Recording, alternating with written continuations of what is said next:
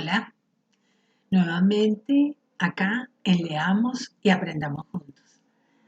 Una jornada más para traerles un tema que les permita dejar una huella, que nos permita a todos reflexionar, pensar, analizar y que más adelante podamos compartir. Temas que hacen parte de nuestra gran literatura, temas que hacen parte del conocimiento humano. Y qué rico que podamos entre todos formar este equilibrio del conocimiento, este equilibrio de la lectura y poder entender muchos aspectos de la vida diaria que a veces pasan desapercibidos. Hoy un tema que me pareció muy interesante y que nos va a permitir hacer un análisis de muchas de las situaciones que vemos en el día a día. Y recuerden, un cafecito que siempre viene bien, un cafecito que en estas tardes tan frías nos llega a la maravilla. Pues bien, y sin más preámbulos, vamos a dar inicio a este tema también maravilloso. Bueno, y no sin antes agradecerles por tantos comentarios positivos, por su acompañamiento, por su presencia semanal, por su presencia permanente, por compartir este enlace. Así que un nuevo tema que nos va a dejar conocimiento, aprendizaje y que nos va tal vez permitir enamorarnos más de cada una de las letras que nos encontramos en el camino. Bueno, y como les decía, aquí en este tema de hoy, que nos invita a reflexionar, a aprender, a conocer. Hoy les traigo un tema maravilloso, el coeficiente intelectual. ¿Pero qué es esto? Es un tipo de puntuación estándar que indica qué tan por encima o por debajo de un grupo de compañeros nos encontramos o se ubica nuestra capacidad mental. En la actualidad, las pruebas del coeficiente intelectual miden las capacidades y el potencial de cada persona. Están diseñadas para reflejar una amplia gama de habilidades cognitivas. Ahora bien, para conocer este coeficiente intelectual, se debe realizar una prueba estandarizada, claro, en presencia de un profesional capacitado. Algunas de las pruebas que más se utilizan son la escala Wechsler de inteligencia preescolar y primaria, la escala de inteligencia de Stanford-Binet y otras más que nos ayudarán a determinar ese coeficiente intelectual siempre tan de moda, siempre tan vigente, siempre tan actual. Una puntuación de 116 o más se considera superior al promedio. Una puntuación de 130 o más indica un coeficiente intelectual alto. Los puntajes del coeficiente intelectual de la mayoría de las personas se ubican entre 85 y 115 puntos. En general, alrededor del 98% de las personas tienen un puntaje por debajo de 130. Bueno, con esta definición y con este pequeño conocimiento de cómo se determina un coeficiente intelectual, hoy quiero que veamos algunos niños prodigios de la historia, que han sido catalogados así porque su coeficiente intelectual es más alto del estándar normal, porque su coeficiente les ha permitido tener y generar aún más conocimiento del que pueden tener a su corta edad. Aquí algunos ejemplos.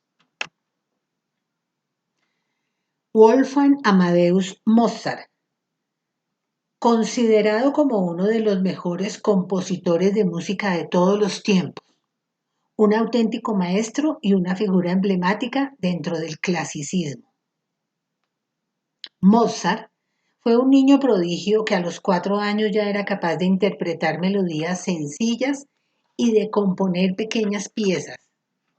Junto a su hermana Nannerl, 5 años mayor que él y también intérprete de talento, su padre lo llevó de corte en corte y de ciudad en ciudad para que sorprendiera a los auditorios con sus extraordinarias dotes. Con solo 5 años de edad ya componía sus obras que eran muy alabadas por la nobleza y la realeza de Austria. Con 8 años dio forma a su primera sinfonía y a los 12 inició la creación de su primera ópera. Es así como a los 17 años fue contratado como músico para la corte de Salzburgo.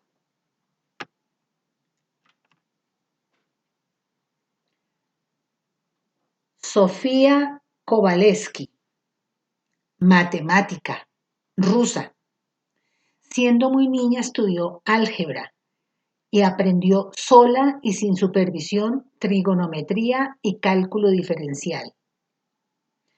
Cuando un profesor detectó su extraordinario talento, convenció a su padre para que la dejara seguir estudiando, ya que en aquella época, 1850, no era bien visto que una mujer estudiara tanto. A los 11 años de edad, Sofía empapeló las paredes de su habitación, miren acá, con las hojas de unas notas de cálculo diferencial y fue así como se familiarizó con este tema y llegó a ser la primera mujer de la historia en obtener un doctorado en matemáticas.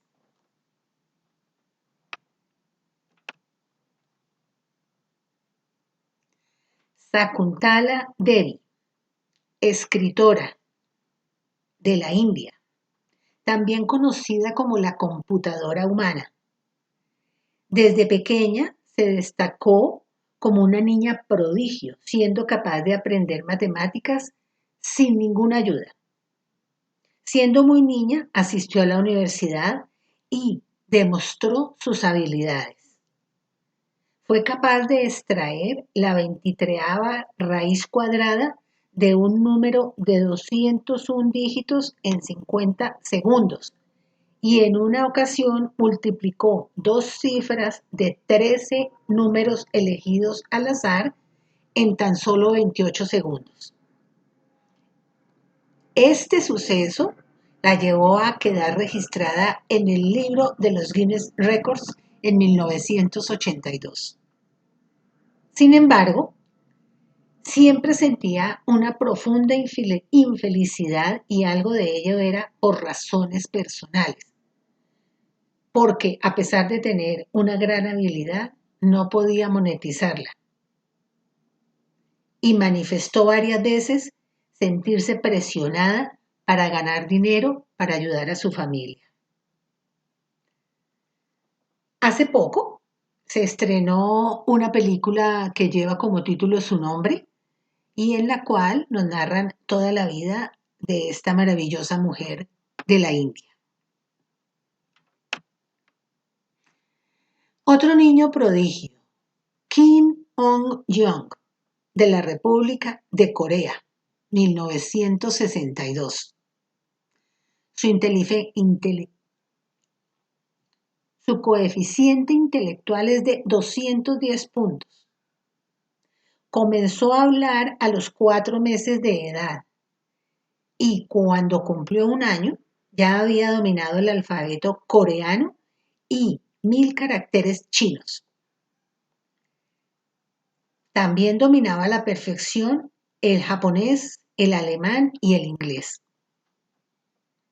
A los 5 años apareció en la televisión japonesa resolviendo ecuaciones diferenciales. A los 7 años fue invitado por la NASA, con quien empezó a colaborar activamente desde los 12 años. A los 16 decidió dejar la física y estudiar ingeniería civil. La estricta vida de Kim lo llevó desde su infancia a tener poca vida social, dificultándole así el seguimiento a tener cualquier tipo de relación, bien fuera romántica o de amigos. Robert Bobby Fischer, estadounidense, 1943. A los 6 años, Fischer ya sabía mover las piezas en el tablero. A los 7 años, ganó sin dificultad a todos los socios del club de Brooklyn. En el colegio, los profesores quedaron asombrados al comprobar que su coeficiente intelectual superaba al de Einstein. También fueron ellos quienes, al obligarle a guardar el tablero bajo el pupitre, promovieron su capacidad para jugar partidas a ciegas. Con tan solo 15 años se convirtió en el maestro del ajedrez internacional más joven de la historia. Fue uno de los mejores ajedrecistas de la historia y fue leyenda, poseedor de un coeficiente muy alto. Se dedicó a descifrar todas las jugadas que podían ser posibles en este juego. Falleció a los 64 años, curiosamente, el mismo número de cuadros que un tablero de ajedrez. Un niño de la India bastante particular, Arrit Hasbal. Desde que nació, demostró ser un auténtico prodigio, pues a los 10 meses caminaba y hablaba. A los 2 años, escribía. A los 5 dominaba el inglés y a los 9 trabajaba como profesor.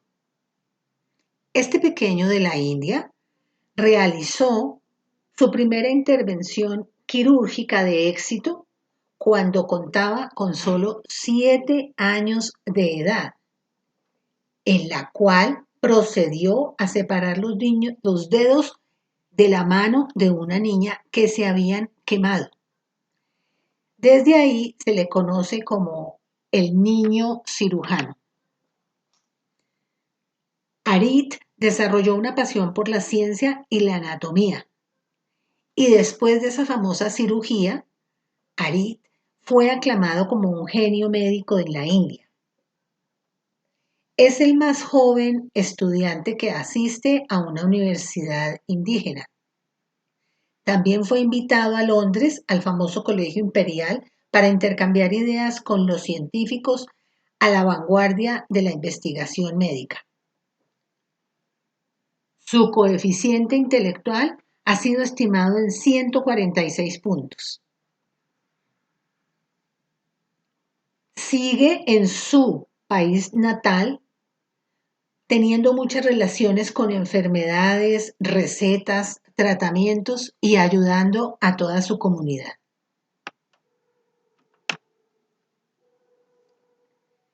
Lauren Simmons se ha convertido en una sensación mundial. Ha cautivado la atención de los principales medios del mundo por todo lo que ha logrado a tan corta edad. Este belga, radicado en Ámsterdam, tiene 11 años y sería el estudiante más joven del mundo en graduarse. Él se licenció en física con solo 9 años en la Universidad de Amherst. Lauren terminó su bachillerato a los 8 años y empezó maestría en física, pero piensa sacar su doctorado más adelante. Y aún así mantiene el carácter de niño, queriendo y esperando vacaciones para divertirse con lo que más le gusta, que son los videojuegos.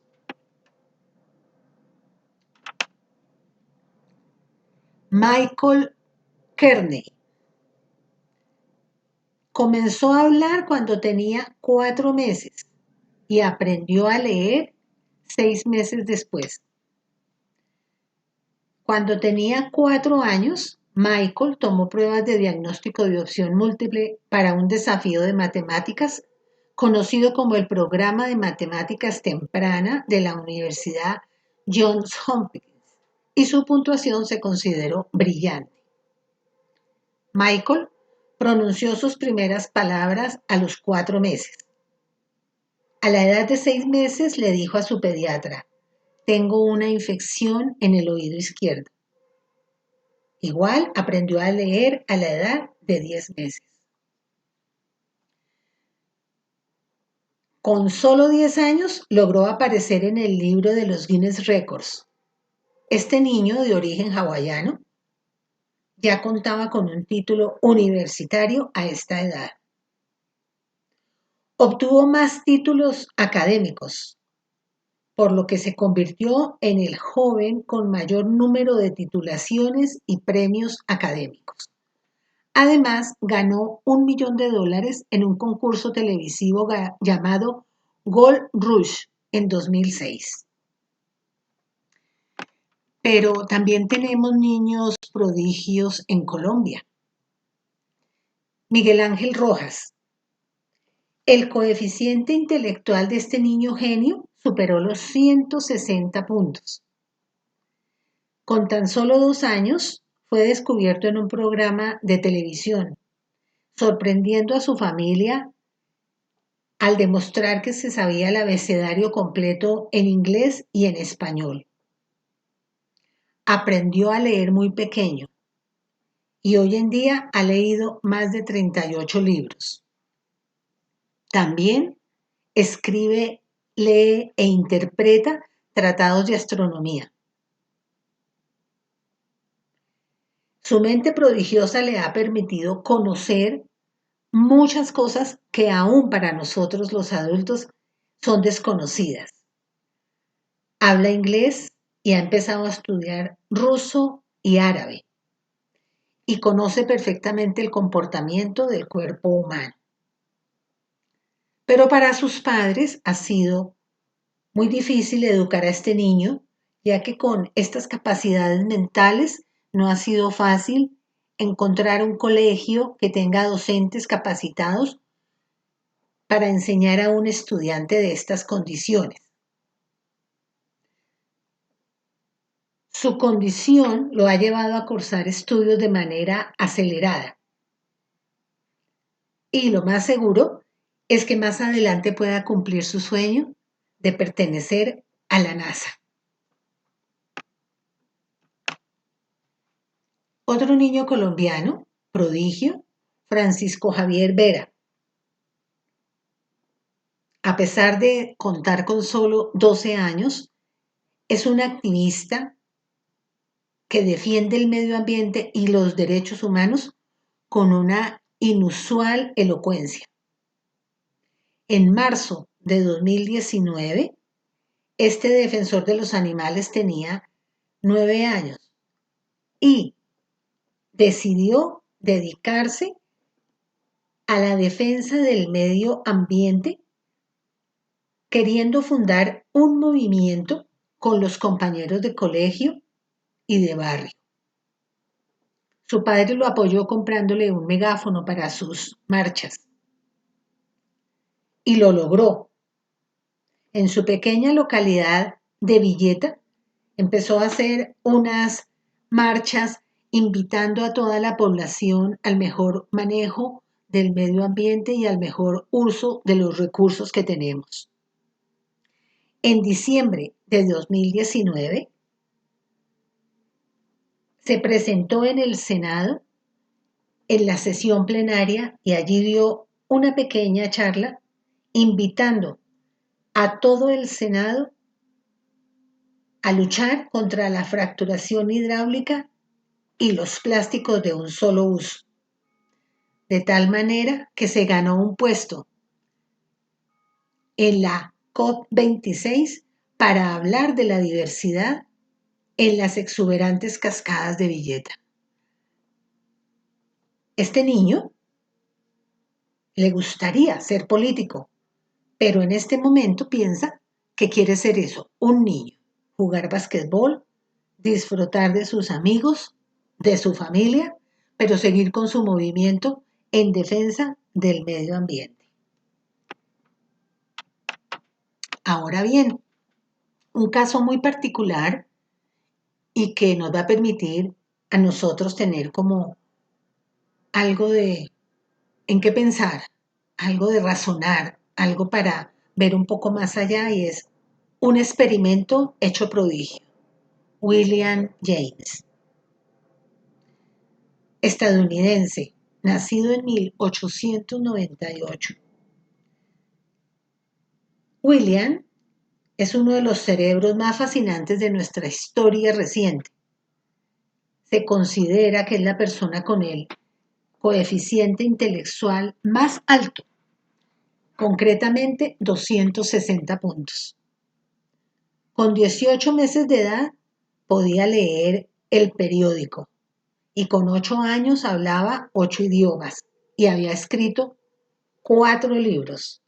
A los 11 años entró a la Universidad de Harvard, donde se graduó a los 16. William intentó mantener un perfil privado. Nunca le gustó la fama. Hablaba cerca de 40 idiomas. Completó 7 carreras universitarias y murió solo en su casa en Boston a los 46 años de edad. Pero conozcamos un poquito más la historia de William James y por qué es llamado el Proyecto Prodigio. Pues bien, sus padres, que eran Sara, médica, y su familia, que habían llegado de Nueva York huyendo de los problemas que se presentaban en Rusia, estudió en la Universidad de Boston y se graduó de medicina en 1897.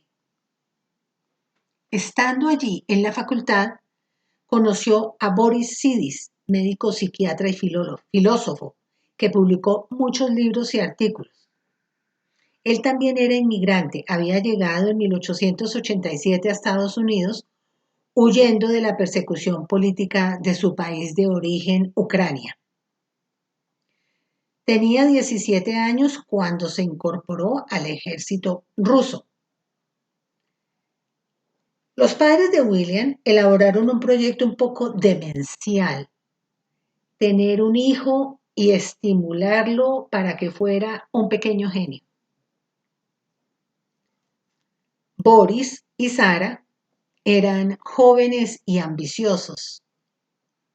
Ambos elaboraron un proyecto. Los movía el deseo de tener un hijo con posibilidades infinitas y de poner en práctica las teorías que Boris había desarrollado en tantos años.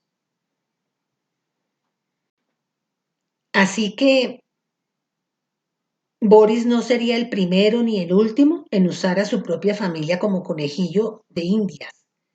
Lo que no sabía era que estaba condenando a su hijo a una vida de excentricidad. El experimento dio frutos rápidamente. El pequeño William aprobó el tercer curso de primaria en 3 días. Escribió 4 libros, 2 de anatomía y 2 de astronomía. A esa edad hablaba 8 idiomas: latín, griego, francés, ruso, alemán, hebreo, turco, armenio, inglés. Su padre había preparado una de las habitaciones de la casa, muy iluminada, muy alegre, con fotos en las paredes, un escritorio y una biblioteca que al principio solo tenía libros e imágenes y cuentos de hadas. Pero poco a poco esta biblioteca iba cambiando en la medida en que el pequeño William demostraba más interés. Antes de cumplir los 8 años, fue aceptado en el Instituto de Tecnología de Massachusetts. A los 11 ingresó en la Universidad de Harvard y era experto en matemáticas aplicadas. Muy pequeño ya era una celebridad.